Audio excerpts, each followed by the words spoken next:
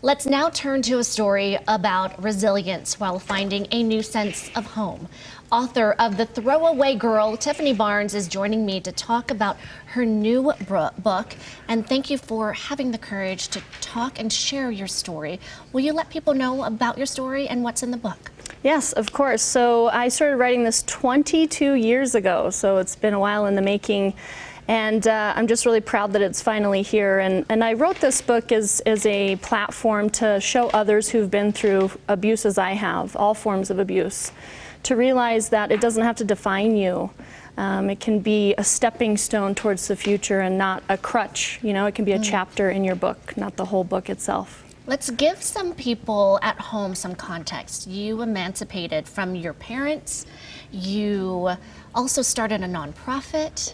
Talk a little bit about your journey. Yes, as you mentioned, I was emancipated from my family at 15 years old, and at the time it was the second case in the state of Utah for somebody at that age to do so.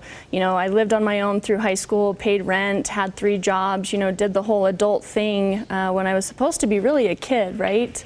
And I just had this, what I call Tiffany epiphany in my life in high school, that there were other kids that were coming to me and telling me that they too had been abused, because I was kind of known as the girl that had the special circumstance, I guess you could say.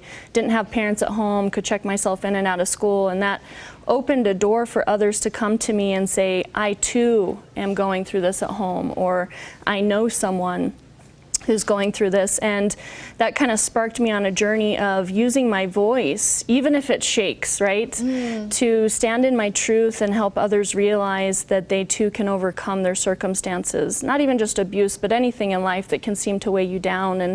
And I started a support group for kids like me who had been going through something at home, and that's what it says. It was a support group. We supported each other, a listening ear, a shoulder to cry on, somebody to hold you accountable in a good way. And then that turned into a 501c3 nonprofit as it is today, and it's called SHARE. Called SHARE. What is the message in this book, and what do you want people to know about being resilient? I want people to realize that every day is another chance to turn it all around. And even though you may be 30, 40, 10, 12, whatever age you are, you can always rise above your circumstance. And for me, it was about finding a new sense of home. I bounced around a lot as a kid, went to a lot of different elementary schools, lived with a lot of different family members, and finding home, what I realized is that it's a feeling. It's not a place. And even in my work today, in what I do, I create a home for people in my line of work. And I wanted people to read this book and realize that they too can find their own sense of home and learn to be resilient and hopefully be empowered and light their flame within. What does that mean, light your flame within?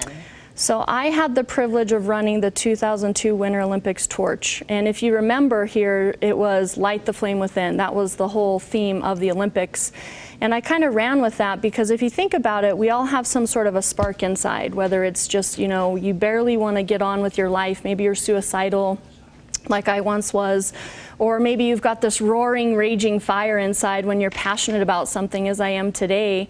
I think at the end of the day, it's about feeding each other's flame and helping you to light it even brighter and shine even brighter, even when you feel like you might not want to.